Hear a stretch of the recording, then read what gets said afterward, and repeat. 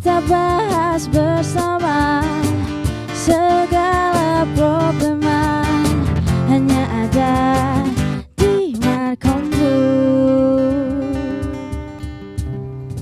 Ya, selamat sore, selamat bertemu kembali dengan kami TVRI Sumatera Utara. Kepada pemirsa yang kami sangat sayangi dan cintai, tentu pada hari ini kita tetap dalam satu bingkai, yaitu Markombur. Kita mempunyai tema yang lagi headline, yang memang diharapkan masyarakat Sumatera Utara dimanapun berada, yaitu tema kita gambaran ekonomi Sumatera Utara. Tentu di Markombur ini mari kita bercerita. Cerita apa aja? Mari kita bahas bersama problemnya, yang penting dapat solusi untuk menyelesaikan kegalauan masyarakat yang ada di Sumatera Utara. Tentu dalam kapasitas ini yang jelasnya saya tidak sendiri. Saya didampingi seorang wanita yang cantik, sudahlah cantik, pandai pula berbicara, pandai pula mengupas wacana. Siapa dia? Tak lain tak bukan adalah Azifa Zahrianis atau Zizi. Silakan Iya, Zizi. Bang Munir. Apa kabar Bang Munir? Wah, saya sehat aja lah. Apalagi nuansanya hari baik bulan baik, masih suasana lebaran, kita harus punya prinsip optimistis. Nah, mantap betul memang kalau Bang Munir ya. Pastinya senang banget ini hari ini bisa menemani Bang Munir pada hari ini di Markombur, bukan di Markombur ya Bang Munir ya, membahas terkait dengan topik yang menarik yang pastinya kami hadirkan untuk Anda. Dan hari ini pemirsa kita membahas, tadi sudah disepilkan oleh Bang Munir ya, terkait dengan topik hari ini, yaitu adalah gambaran ekonomi Sumatera Utara. Betul ya Bang Munir ya, kalau kita kilas balik kembali kepada perekonomian Sumatera Utara pada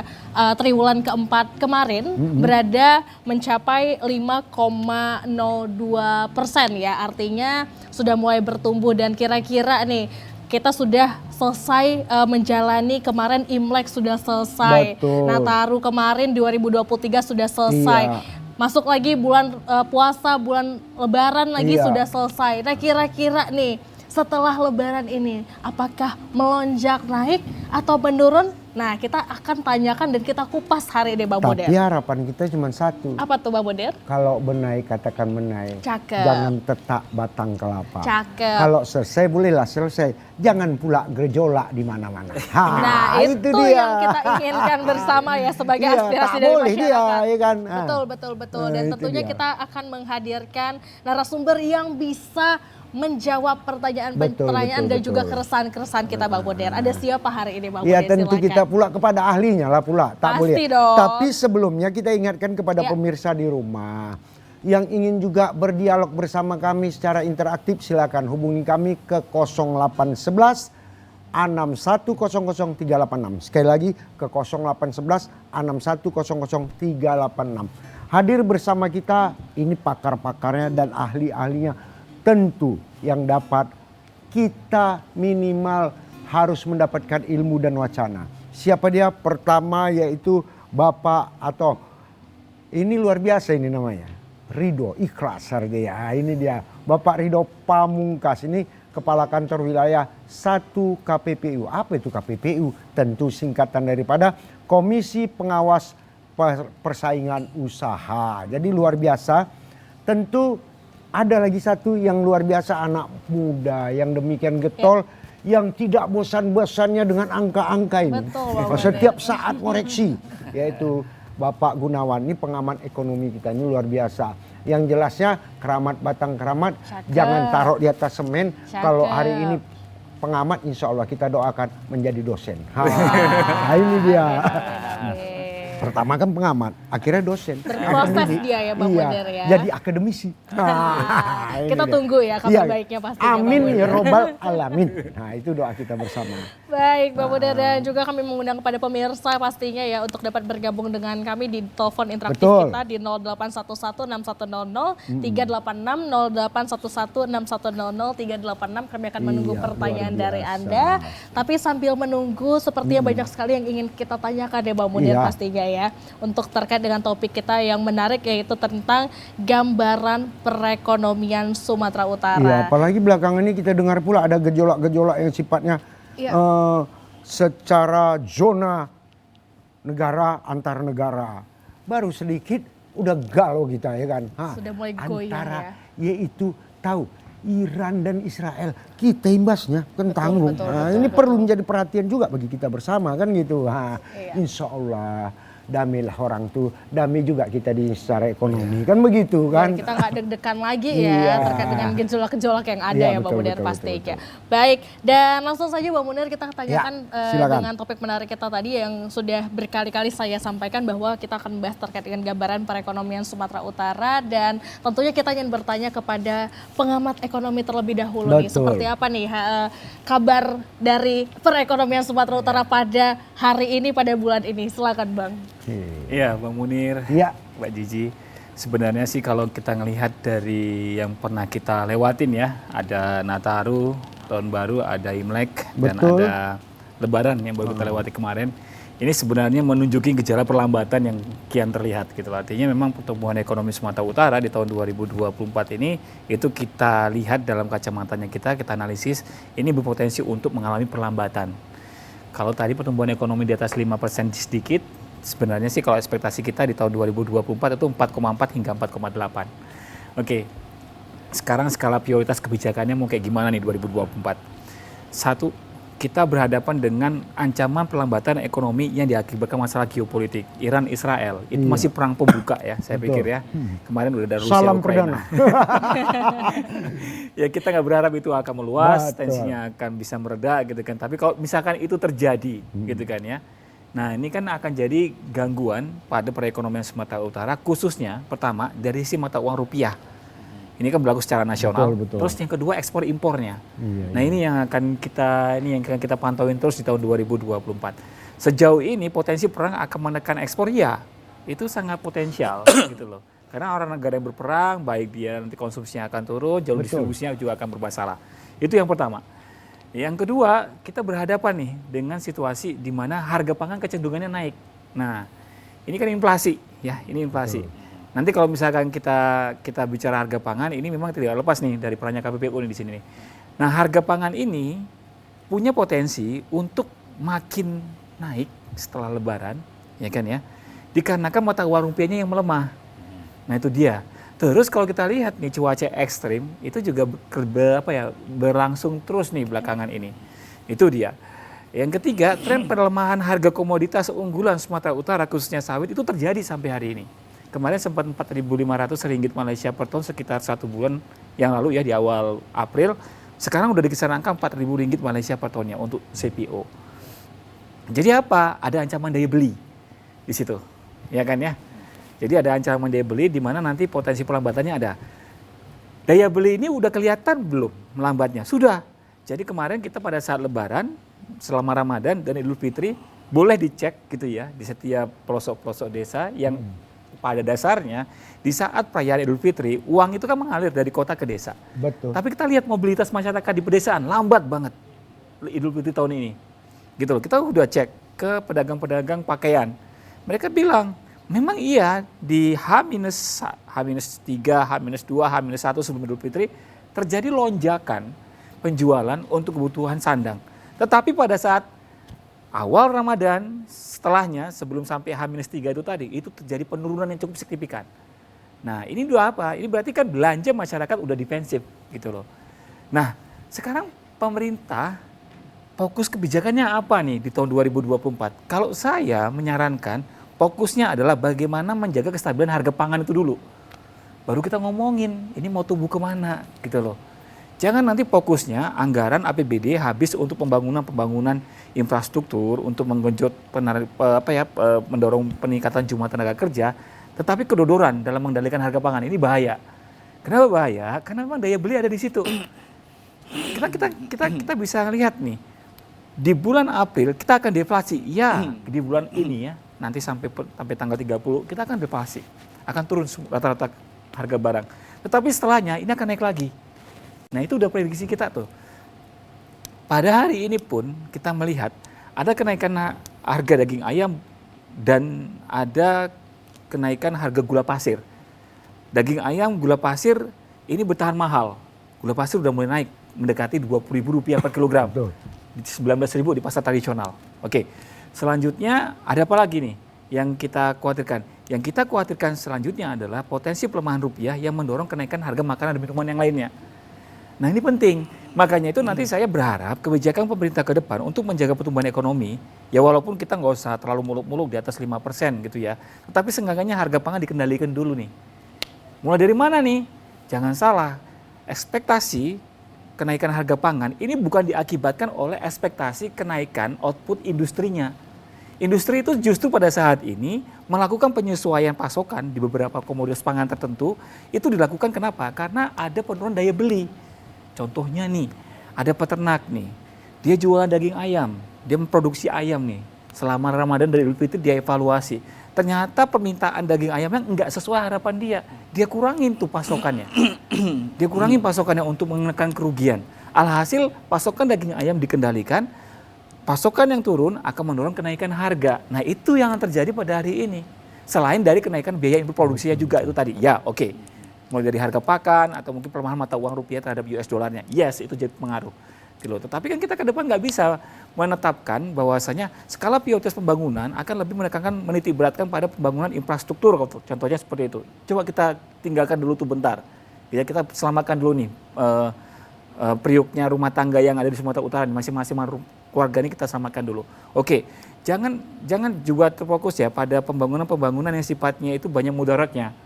Ya kan ya. Kita juga berharap nanti pada pemerintah daerah untuk lebih memprioritaskan bagaimana menjaga ketahanan pangan terlebih dahulu daripada pembangunan prasarana fisik kan gitu ya. Kalau dari ekspektasi saya sektor-sektor usaha di tahun 2024 yang berpotensi mengalami tekanan ini banyak.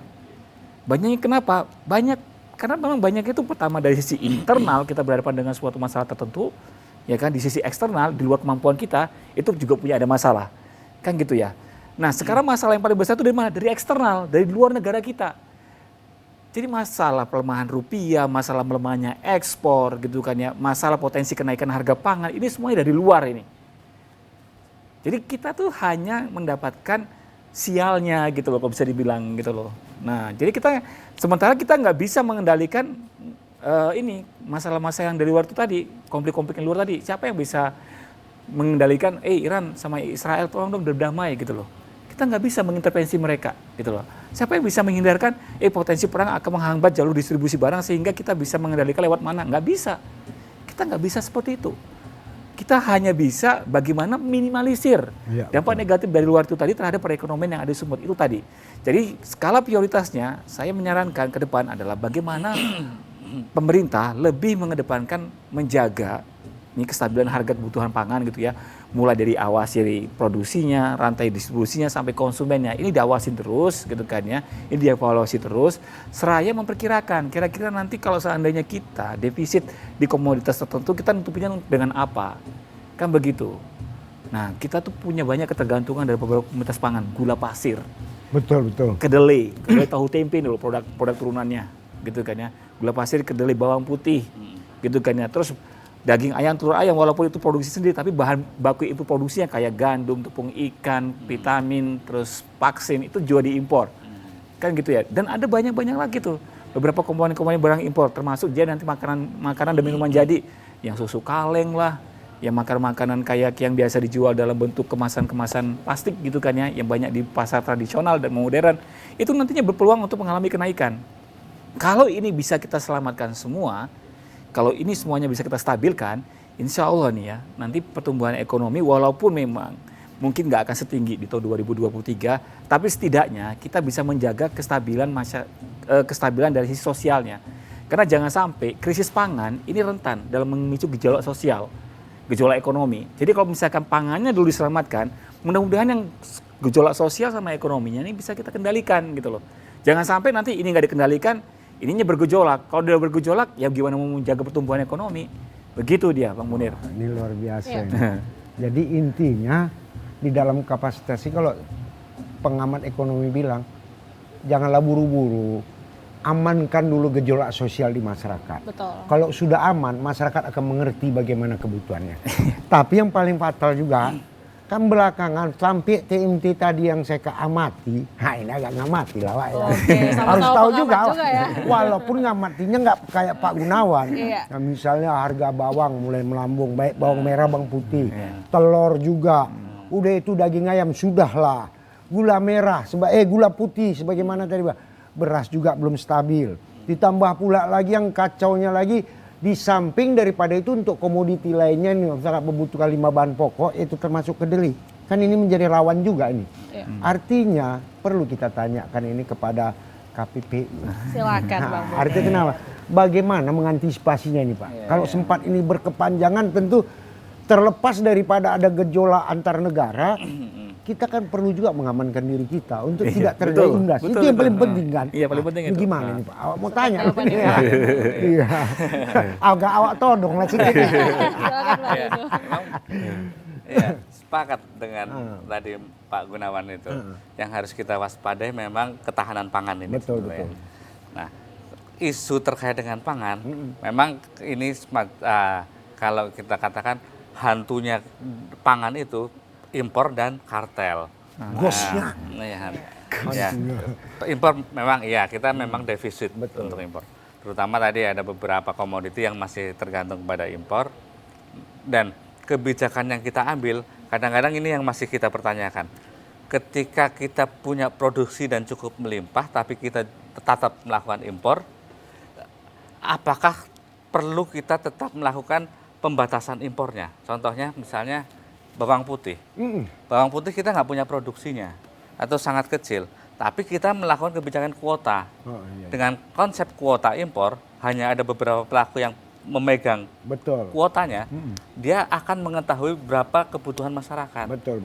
Dengan mengetahui kebutuhan masyarakat di hulunya, dia bisa melakukan potensi kartel itu semakin besar, mengatur harga.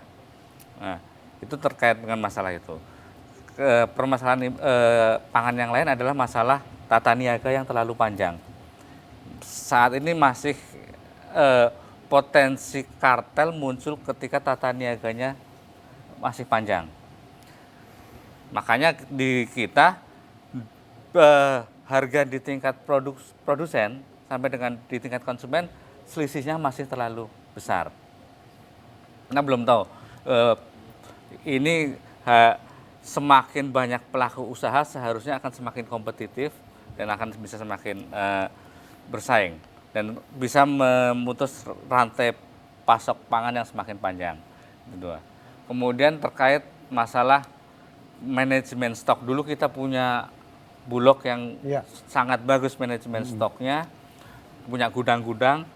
Bagaimana kemudian itu sebetulnya bisa diefisienkan, diefektifkan dan mungkin di teknologinya lebih diremajakan sehingga seringkali permasalahan pangan itu masalah manajemen stok yang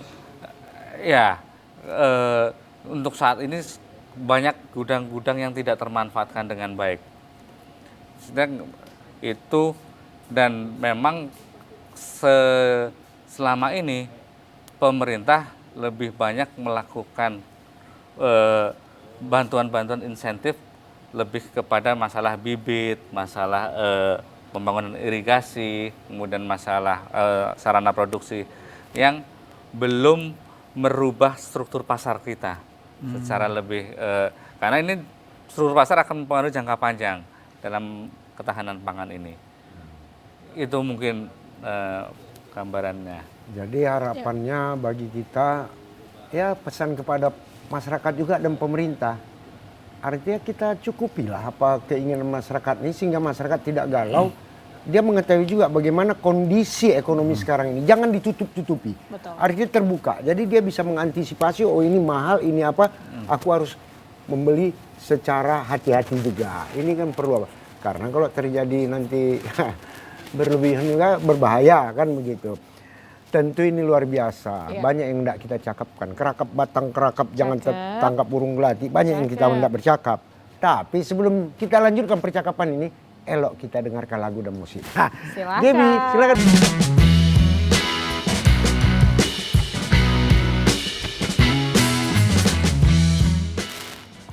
Ya, tetap bersama kami TVRI Sumatera Utara, Markombur. Tema kita tetap gambaran ekonomi Sumatera Utara. Luar biasa sebagaimana kita dengarkan tadi pemaparan daripada penyampaian daripada Bapak Ridho Pamungkas selaku Komisi Pengawasan Persaingan Usaha. Ini kepala kantor wilayahnya, bukan tanggung-tanggung ini. Betul. Jadi yang jelasnya tahu, secara kompetensi itu udah hak. Cuman ada pertanyaanku yang paling agak menggelitik. Seperti apa itu kira-kira Pak Munir? Kita udah tahu kondisi ini. Bapak sebagai kepala kantor wilayah Komisi Pengawasan Persaingan Usaha, apakah upaya untuk mengantisipasi ini agar ini tidak terjadi? Ini yang paling penting. Artinya ya katakanlah, itu jangan begitulah, itu salah. Coba buat begini. Kunci asnya ini harus berani begitu. Sehingga ada poin tersendiri untuk memveto. Kan semalam ini kasihan. Kita HP itu kita kemana sih? Ini mau kutanya. Itu udah poin aja nih. Ya kan? Silakan Pak Ridho. Mudah-mudahan alhamdulillah dapat jalan keluar. Ya Tadi kan? memang beberapa komoditi kan kita amati terus. Betul. Iya. Beberapa komoditi terkait dengan masalah pelemahan rupiah itu. Iya. Yang industri yang termasuk itu adalah salah satunya gula pasir. Betul. Ya, gula pasir. Kalau pergerakan harganya gula pasir, minyak goreng itu yang sekarang posisinya lagi naik. Iya. Bawang putih itu karena impor juga. Betul. Nah, khusus untuk gula pasir, informasi sebelumnya memang ada relaksasi harga dari Bapanas. Iya. Dari yang sebelumnya 16.500 jadi 17.500. Berlaku 5 April sampai dengan 31 Mei. Nah, kenapa ada relaksasi? Bisa jadi karena masalah pelemahan rupiah. Dan ini juga terkait kalau harga di masyarakat itu ditekan di harga 16.500, harus headnya, importir mungkin akan enggan untuk mengimpor. Karena harga tidak menarik buat importir dijual di masyarakat. Makanya harga dinaikkan 17.500 dan ada beberapa termasuk anak perusahaan PTPN yang melakukan lelang impor gula putih. Ini yang sedang kita amati. Pemasukannya itu maksimal di tanggal 30 Mei. Pertanyaan kita, kalau gula impor itu masuk dan relaksasinya sampai dibatasi sampai tanggal 31, apakah setelah tanggal itu kemudian harga gula akan turun 16.500 atau enggak? Padahal gula yang masuk adalah gula di harga yang saat ini, di saat rupiah melemah. Yang kedua, jangan-jangan dengan jangka waktu yang sangat mepet ini untuk melakukan importasi, ini ada permainan. Permainan yang pelaku usaha yang memang sudah punya stok, Betul. tinggal memasukkan, mumpung harganya sedang dinaikkan. Dibaguskan begitu. Dibaguskan untuk ini. Nah, itu salah satu pengamatan kita. Di samping sebelum puasa kemarin kita bersama Satgas Pangan dan pemerintah provinsi juga selalu rutin melakukan sidak. Kemarin dengan Pak PJ juga melakukan sidak untuk mengamati. Pertama kita lihat dari sisi hilirnya lah pasarnya. Kalau pasarnya tidak ada masalah, oke berarti. Tapi kalau masalah di pasar harganya tinggi, akan kita tarik di distributornya seperti apa, nanti di produsennya seperti apa. Apakah ada potensi-potensi persaingan yang tidak sehat di situ. Bisa jadi tadi apakah ada kesepakatan harga dalam mengatur produksi. Tadi Pak Gunawan, mereka produsen misalnya sengaja untuk mengurangi produksi karena permintaan menurun. Bisa itu atau bisa sengaja mengurangi produksi memang dengan sengaja untuk menaikkan harga. Tapi dilakukan secara kesepakatan dengan produsen-produsen yang lain. Itu masuk kategori kartel. Itu ketika ada nanti harga melonjak kita akan telusuri sampai ke situ. Baik, terima Pak kasih. Ridho. Jadi itu kan Ya. dalam tahap dasar sistem perjalanan. Betul. Yang menjadi pertanyaan ini masih aku kejar Bapak ini. Buka kartu ya. Pak, minyak bisa disubsidi. Kenapa yang ini yang hak dasar kali tak bisa disubsidi? Apakah ada subsidi? Ya, ini mau dengar juga kami ini. Ya kan. Ya. Masyarakat ini kan kadang-kadang mana ya nih kok begini-begini. Katanya di sana ada subsidi. Kenapa di gula ini yang udah kami menjerit-jerit hampir 20.000 mau disubsidi lah. Artinya penyelamannya tak perlu di stop artinya impor silakan. Tapi subsidi untuk masyarakat juga perlu menjadi perhatian berimbang artinya kita ini dia. Sehingga tidak bergejolak terhadap inflasi gitu ya. Ini gimana ini menurut Bapak? Iya. Kalau sejauh ini pasar yang untuk gula pasir Iya. memang Kalau paling pun ada subsidi kepada produsen perkebunan. Iya. Tapi kalau bentuknya kemudian di tingkat konsumen, akhirnya pemerintah kemudian bisa melakukan intervensi melalui pasar murah. Oh begitu. Iya, dengan pasar murah kita bisa langsung menghadirkan gula dari pabrik langsung ke konsumen, memotong rantai distribusi yang panjang ini, sehingga harga bisa menjadi lebih murah. Bisa juga insentif dari transportasinya, bantuan transportasi sehingga bisa mengurangi harga. Tapi memang gula ini udah cukup lama ini selalu jadi perdebatan karena manis rasanya ini. Iya. Ya, apalagi kalau harga gula di dalam negeri jauh lebih tinggi daripada gula impor. Betul. Ya, semakin manis. Di sini ditahan harganya tinggi untuk menyelamatkan petani, padahal di luar lebih efisien produktivitasnya. Sehingga ketika importir menjual dengan harga tinggi di dalam negeri, sementara membelinya dengan harga murah, selisihnya akan semakin menarik. Nah,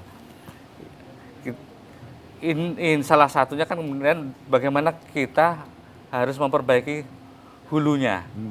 Dari sisi perkebunan tebunya, kemudian dari sisi revitalisasi pabriknya. Kalau dari sisi hulunya perkebunan memang agak kerja keras juga, karena kebun tebu ini bersaing dengan kebun sawit. Selain bersaing dengan kebun sawit, bersaing pula dengan penggarap kan gitu. Banyak persaingannya. Dan mereka tergantung musim. Musim akan mempengaruhi juga kapan harus produksinya. Inilah luar biasanya. Artinya inilah problem yang kita hadapi. Betul, Bang Munir. Jadi tak perlu. Jadi kita buka mata masyarakat. Artinya inilah problem kita. Artinya bukan kita tidak mau mendukung, bukan kita tidak mau respon terhadap keinginan, tapi banyak hal pendukung itu juga yang terkendala, kan gitu. Betul. Dari sisi masyarakatnya sendiri mungkin terkendala, jadi pemerintah sudah berupaya untuk yang terbaik kepada masyarakatnya. Cuman tinggal responsif kita, maukah kita secara bersama-sama membantu pemerintah untuk menyelesaikan masalah. Karena perlu kita ketahui, ini hari gula naik, tiba-tiba gulanya harganya turun. Naik pula yang lain. Jadi naik turun. Jadi kita pun nggak mengerti di mana. Nah, ini perlu kita tanya Bang Gunawan. Nah, ini yang selalu mengamati nih ya. Silakan, Jiva. Apalagi melihat bahwa kalau kita kembali kepada bulan Maret kemarin, inflasi yang terjadi pada bulan Maret kemarin itu cukup banyak terjadi seperti di komoditas beras ya, ada 0,67%. Namun kalau kita melihat sudah masuk ini minggu ketiga bulan April 2024 dan informasinya nih ketersediaan bahan pangan pokok ini tercukupi, namun terjadi ada namunnya Bang Munir, namun terjadi fluktuasi harga yang semakin meningkat ya Bang Gunawan ya. Bisi. Tercukupi atau cukup? Aku tanya ini. Cukupi aja Bang. Silakan. Cukupi. Sepakat ya. Makanya kan tadi dibilang, namunnya. Ada namunnya. Fluktuasinya semakin meningkat. Betul. Dalam hal ini, menurut pengamat ekonomi, apakah langkah-langkah yang memang harusnya diambil oleh pemerintah? Apakah cukup dengan hanya membuat gerakan menanam di beberapa lokasi yang ada di kabupaten yang ada tersebar di Provinsi Sumatera Utara, atau seperti apa kira-kira nih untuk menjaga kestabilan ini? Iya, jadi memang pemerintah tuh suka mengklaim bahwasanya untuk komoditas yang ada dibutuhkan di masyarakat Sumatera Utara di waktu tertentu itu memang tercukupin dari si pasokannya. Oke, kita bisa sepakat di situ sebenarnya. Cuman yang menjadi persoalan, pasokan ini pada saat tercukupi di wilayah lain di luar Sumatera Utara misalkan, ini tercukupi atau tidak? Kan gitu. Nah ini kan yang perlu kita tahu, cabai kita tuh selalu surplus. Oh iya benar gitu. Tapi begitu harga cabai di luar sana naik sampai 80.000 sampai 100.000, kita juga terseret naik. Kenapa? Ngalir ke sana, dijual ke sana. Gitu kan. Jadi klaim surplus dari pemerintah itu nggak menjamin bahwasanya harga akan stabil. Itu yang benar. Nah, jadi apa sih yang sebenarnya perlu dilakukan? Ini sebenarnya masalahnya masalah klasik, masalah struktural udah lama gitu kan ya Bang Munir ya. Tetapi memang penyelesaiannya ini nggak bisa satu sisi aja, hanya disumut aja gitu loh. Satu yang menjadi persoalan itu adalah masalah cuaca ekstrim. Nah ini cuaca ekstrim ini bisa merubah baik dia dari sisi produksinya, distribusinya sampai harga di konsumennya. Bayangin aja selama ini kalau misalkan kita melihat tanaman cabai ditanam di musim kemarau yang baru-baru kemarin terjadi nih. Iya. Kita ngelihat langsung di Lubuk Cuwi, di daerah-daerah produksi cabai yang ada sekarang ini di pegunungan itu mengalami penurunan sekitar 10 hingga 15% produksinya. Harga cabai kemarin pada saat setelah lebaran itu sempat 15 hingga 25, sekarang di kisaran angka 25 hingga 35 hari ini per kilo cabai merah. Padahal kalau seandainya di musim panen raya seperti ini seharusnya bisa di 15 hingga 25. Nah, tapi kan karena ada penurunan produksi di situ. Kayak gimana cara nanggulanginnya? Masalah cuaca ini nggak gampang cara nanggulanginnya Betul, gitu kan betul. ya. Kita sangat bergantung banget dengan prediksinya BMKG. Itu yang pertama.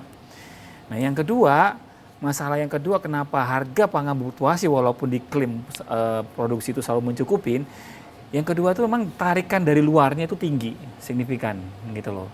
Artinya kalau misalkan nanti kita ini surplus di suatu tempat, bisa jadi harga di luar yang lebih mahal ini bisa mengalir ke sana. Contoh hari ini itu bawang merah. Bawang merah biasanya nih dari Jawa itu mendominasi nih untuk dijual di wilayah Medan dan sekitarnya. Betul. Tetapi harganya masih dia kisaran 45 hingga 50 nih hari ini. Padahal normalnya 28 hingga 33. Kok bisa naik? Karena memang di Jawa lagi naik. Ada yang gagal panen, ada yang terganggu masalah distribusi, begitu kan ya, ada yang masalah musim banjir gitu kan ya. Indonesia kalau saya perhatikan nih, Pulau Sumatera dari Aceh sampai Lampung dan Jawa ini punya kondisi cuaca yang berbeda. Betul. Ya kan ya. Kering di sana, banjir di sini, begitu kan ya. Banjir di sini, kering di sebelah sana, begitu kan. Sehingga kita tuh perlu mikirin bahwasannya untuk suatu waktu tertentu, kita tuh harus bisa mensuplai kebutuhan pangan yang ada di luar pulaunya kita. Sementara di sisi lain, sewaktu-waktu tertentu kita nanti akan butuhkan suplai bahan pangan dari mereka. Nah ini yang susah ini susah ini. Nah inilah cuaca ekstrim, perubahan iklim yang mengakibatkan pola tanam berubah, pola konsumsi berubah, harga pun fluktuasi. Itu dia. Nah kalau seandainya nih, bagaimana sih cara mengatasi biar supaya harga pangan ini stabil? Manajemen stok, benar kata Pak Rido, gitu kan ya. Cuma mau kita mulai dari mana nih? Kita mulai dari mana dulu nih? Kalau kita bicara bahwasanya ada komoditas pangan yang surplus di wilayah Sumatera Utara, katakan cabai. Dalam konteks sekarang ini kan lagi surplus banyak.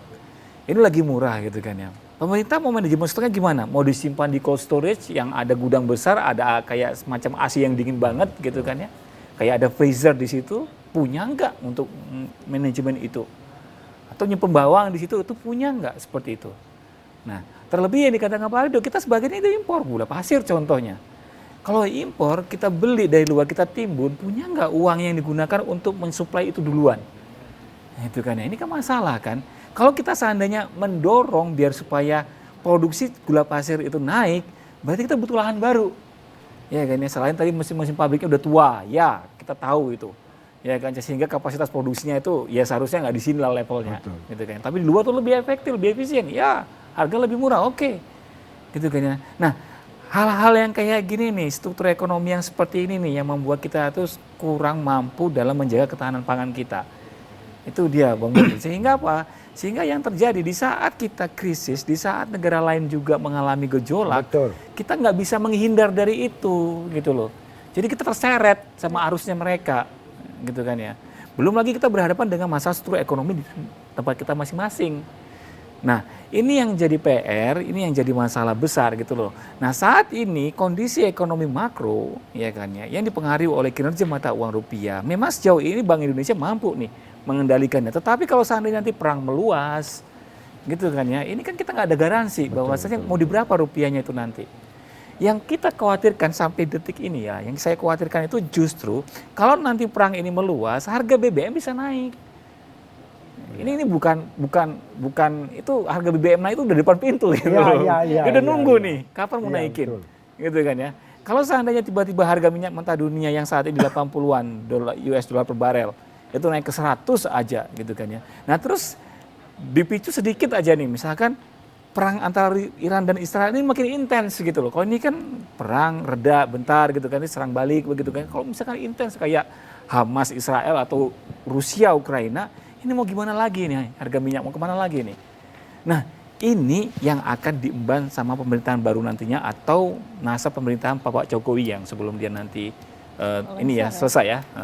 Nah ini yang jadi tantangannya. Yang saya khawatirkan justru begini, di saat nih Pak Presiden sudah mau mengakhiri masa jabatannya, gitu kan ya, itu ternyata harga minyak dunia naik. Dia punya niat, udah biar supaya nggak membebani pemerintahan baru, nih saya naikin aja dah harga BBM hari ini, atau saya batasin tuh Pertalite sama solar. Nah, ini mau gimana nih? Inflasi mau kayak gimana nih? Kan gitu. Ini bukan omong kosong, ini ancaman depan pintu gitu loh. Betul, yang udah kelihatan banget di depan mata nih. Nah, kalau ini nanti nggak bisa diantisipasi, ya gawat lagi. Kenapa? Ketahanan pangan kita sebagian besar itu masih bergantung dari negara lain. Walaupun kita surplus cabai, surplus bawang gitu kan ya. Beras kita mungkin lah hanya kondisi tertentu kita masih ngimpor sebagian gitu kan ya. Terus daging sapi indukannya kita masih bergantung sama negara lain gitu kan. Produk-produk yang lain seperti kedelai sama bawang putih ini kan dominasi impornya cukup signifikan. Nah, ini yang agak sulit yang kadang-kadang bisa merubah ekspektasi pertumbuhan ekonomi ke depannya itu seperti apa. Karena kita terlalu banyak bergantung kepada variabel di luar yang nggak bisa kita perkirakan, yang sulit diperkirakan ya, tetapi kita tidak bisa mengontrolnya itu tadi dengan kebijakan yang kita buat di sini. Itu tadi. Nah, sekarang masalahnya kita berhadapan lagi nih dengan penurunan harga CPO yang berpotensi berlanjut di masa-masa yang akan datang. Ekspor akan turun, devisa akan melemah, gitu kan ya. Mata uang rupiah secara fundamental ini kan banyak didukung dari cadangan devisanya. BI biar bisa mengintervensi. Mau nggak mau nanti endingnya nih BI naikin suku bunga. Udah daripada rupiah melemah terus, mendingan saya naikin nih bunga acuannya. Biar supaya apa? Biar supaya kuat nih fundamental mata uang rupiahnya. Kalau itu dilakukan berarti bunga makin tinggi. Kalau itu makin tinggi berarti perlambatan makin jelas, perlambatan ekonominya. Wah, ini Nah, ya kan, ini kita masuk dalam lingkaran setan dari perang yang bergejolak di dunia ini, di mana kita ini akan terseret arusnya, terus kita tuh hanya bisa berupaya untuk meminimalisir dampak negatifnya ke kita sendiri. Tetapi kita nggak akan pernah bisa melawan arusnya. Iya, itu aja dia. kita padakan dulu sampai dampak negatifnya kan, sehingga tidak bisa melawan arusnya. Semoga aja kita juga merasa artinya antisipasi ini betul. Saya harus setuju dengan Pak Gunawan karena semalam udah bergaung. Kalau sempat ini berkepanjangan, yang paling berbahaya adalah BBM. Paling berbahaya adalah BBM. Tapi sebelum kita kupas tuntas, sebelum kita libas dalam tema kita gambaran ekonomi Sumatera Utara, kita dengarkan dulu satu musik yang akan dibawakan.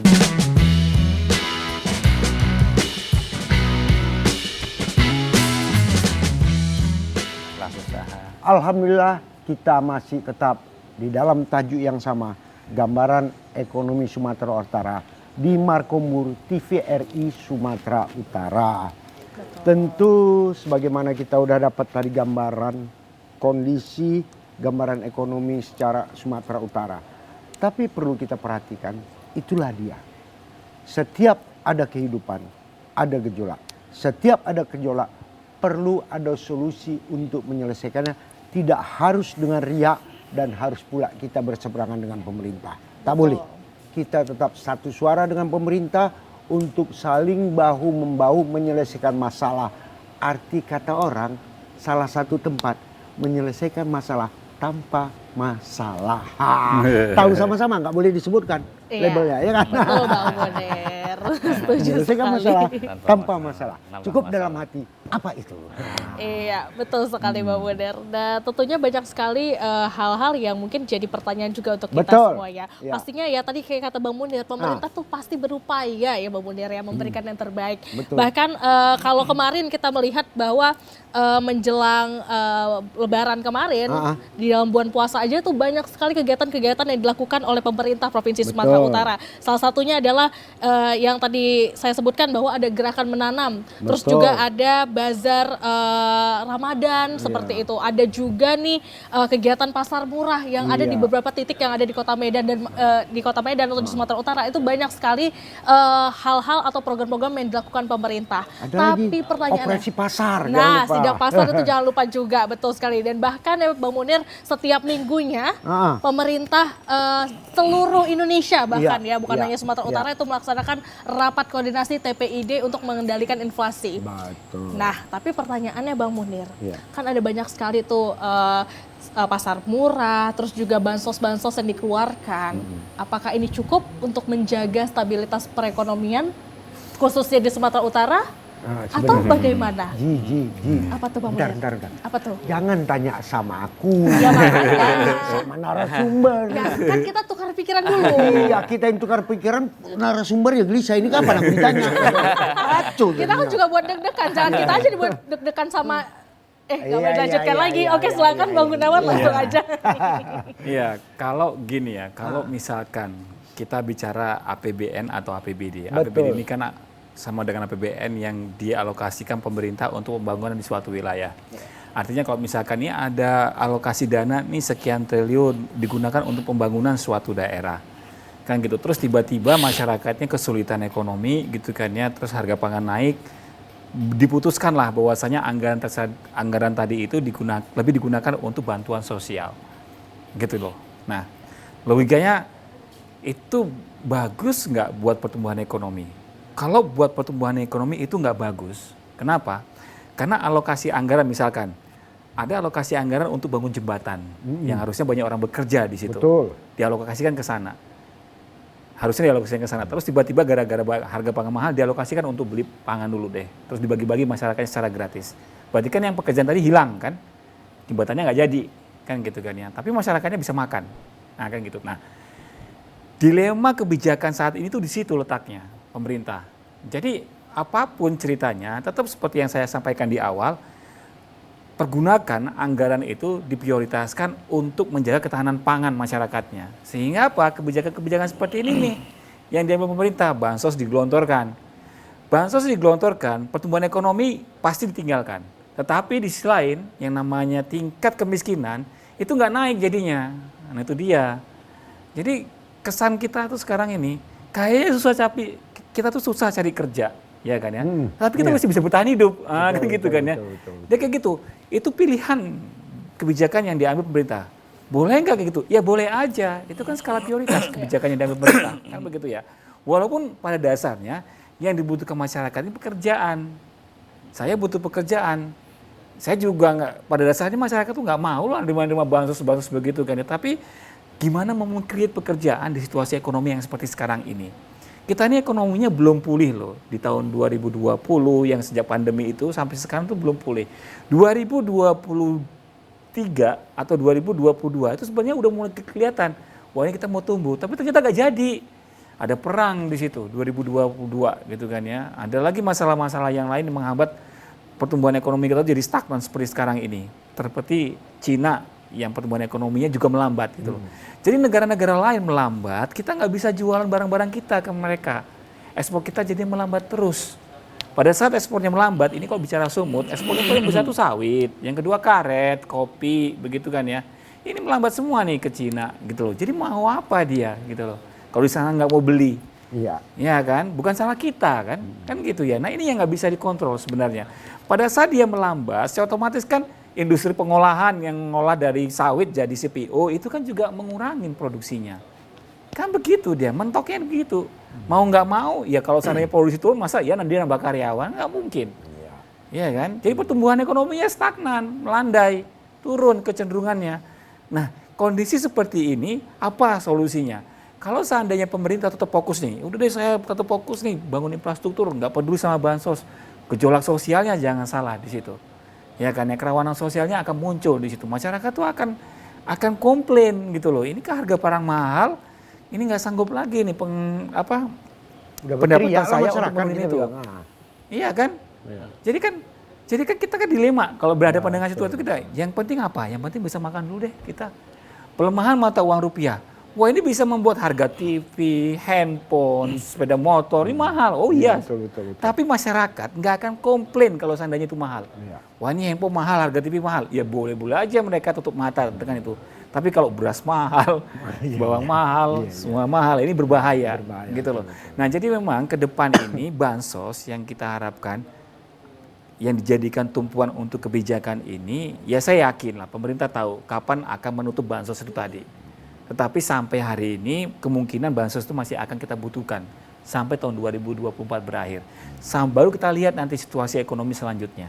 Bayangin aja Bang Munir, kalau misalkan nih tiba-tiba harga BBM, harga minyak dunia naik tinggi, harga BBM terpaksa disesuaikan, atau BBM-nya itu yang subsidi dibatasin dah, gitu kan ya. Ini kan inflasi pasti naik, harga barang pasti naik, gitu kan ya. Ini antisipasi kebijakannya seperti apa? Nggak seinstan itu harga BBM naik, harga barang naik, terus diciptakan pekerjaan banyak-banyak. Nggak bisa seinstan itu. Apa rumusnya itu untuk menciptakan itu? Mau nggak mau dilindungi dulu nih yang terimbas dari kenaikan itu tadi dengan apa? Dengan bantuan sosialnya itu tadi. Itu dulu yang pasti akan dilakukan kan. Berarti anggaran kita di tahun 2024 ini sampai nanti pemerintahan yang baru ya. Berarti kan kemarin kan MK memutuskan Pak Prabowo dan Gibran tuh yang lanjutin. Nah itu nanti bebannya akan pindah ke sana. Nah kita akan melihat nih beban ekonomi ini bukan karena beban masalah internal kita, tapi masalah internal di negara lain. Ini masalah, ini kita tuh terus terang aja ya. Di luar ada masalah itu kayak diimpor ke kita gitu loh. Nah itu loh. Jadi mereka tuh mengekspor masalah ke negara-negara lainnya. Kita sendirian nggak? Oh enggak. Kita nggak sendirian yang mengalami dampak negatif dari memburuknya kondisi ekonomi di luar. Oh kita nggak sendirian. Bicara sumut apalagi gitu loh. Ya kan ya. Tetapi kita tuh masih kekurangan instrumen kebijakan untuk meminimalisir dampaknya itu tadi. Nah mau nggak mau saya yakin ya, saya memperkirakan kebijakan pemerintah ke depan ini masih dalam seputaran bagaimana menjaga stabilitas harga pangan, bagaimana menguasainya, bagaimana kita menjaga produksinya, bagaimana memenuhi kebutuhan konsumsinya. Masih akan di situ sarannya. Jadi kalau kita bilang pertumbuhan ekonomi sumut, ya oke, kita tetap optimis bahwasanya akan tumbuh, tapi jangan kecewa juga kalau pertumbuhannya nggak sesuai dengan ekspektasi, nggak sesuai dengan harapan. Itu aja. Yang penting bagaimana kita bisa bertahan hidup dulu nih, berhadapan dengan kondisi politik di luar yang serba nggak pasti seperti yang sekarang ini. Alhamdulillah. Artinya kenapa? Cuma ada satu tadi tanda tanya besar. Apa tuh? Adanya perubahan dari katakanlah pembangunan sesuatu fisik dialihkan secara tiba-tiba. Ini nggak menjadi temuan bagi tim auditor nanti. Ini kan berbahaya. Karena di sana ada judulnya katalog. Kadang-kadang budgeter. Wah ini kan gawat ini. Tapi itu terserah. Artinya kebijakan itu bisa melalui adendum dan sebagainya. Kan begitu. Yang jelasnya satu hal yang paling istimewa, pertemuan itu pasti ada akhirnya. Tapi bukan berakhir dalam hati. Kan begitu. Yang jelasnya kita dengarkan dulu dari Bapak Ridho Pamungkas. Ini gimana Pak? Artinya sebagai closing statement, pesan-pesan masyarakat Bapak terhadap masyarakat Sumatera Utara. Nah ini dia. Ya menghadapi tadi gejolak ekonomi yang serba tidak pasti ini. Betul. Ya, kita sih berharap terus masyarakat kita tetap optimis. Iya. Memang semua ada perannya masing-masing. Kita dan pemerintah pasti tetap berusaha sekeras mungkin untuk menjaga pertumbuhan ekonomi dan stabilitas, selain juga menjaga inflasi. Ada beberapa pilihan memang dalam hal pengendalian inflasi. Salah satunya tadi, apakah efisien nggak sih sebenarnya pasar murah itu? Dan itu jadi pertanyaan. Kita coba merumuskan seefisien mungkin agar itu juga berdampak, terutama dalam pengendalian harga. Ketika ada operasi pasar, biasanya harga beras 19.000, tapi dengan operasi pasar di luar ada yang jualan 17.000, itu akan menekan. Misalnya seperti itu. Dan yang membutuhkan, terutama yang paling terdampak itu. Kita berharap, ya itulah, kolaborasi. Tetap jaga optimisme, tetap bekerja. Kita juga dari KPPU mengawasi juga. Jangan sampai kemudian perilaku pelaku usaha itu dalam kondisi yang seperti ini malah justru mengeksploitasi konsumen. Sengaja mengatur harga, sengaja kemudian misalnya mengurangi produksinya, atau sengaja menimbun, sehingga barang-barang kebutuhan pokok yang ke depan ini banyak dikendalikan oleh beberapa kelintir pelaku usaha ini, semuanya mudah-mudahan kita awasi biar bisa semua bisa menikmati lah masyarakat. Iya. Alhamdulillah, tentu satu pesan bagi kita bersama, kepada produsen, produksi untuk kebutuhan masyarakat. Kepada agen, subagen, jangan timbun barang-barang karena ini akan berdampak sakit bagi masyarakat, bisa berdampak masyarakat menderita. Apalagi sampai ada niat untuk memberikan yaitu persaingan harga sehingga merugikan masyarakat Sumatera Utara. Tentu pemerintah tidak sungkan-sungkan untuk mengambil tindakan kepada siapapun yang coba-coba mengadakan spekulasi untuk menimbun barang. Tentu kepada semuanya masyarakat Sumatera Utara yang jelasnya waktu jua yang memisahkan kita. Tentu kalau belah batang dibelah tidak sebelah sebatang di hati, berpisah kita boleh berpisah, tapi jangan sekali-sekali berpisah di dalam hati. Terasi batang terasi, jangan tetak si batang kanal. Kalau ingin mendapatkan yaitu siaran yang penuh dengan edukasi, jangan robah. TVRI punya channel. Ya, itu dia. Saya Haji Munir Rasyon dan teman saya Ziva Dahrianis pamit undur diri dari hadapan Anda dan untuk perjumpaan kita pada sore hari ini terimalah persembahan lagu dari kami. Wassalamualaikum warahmatullahi wabarakatuh. Selamat sore.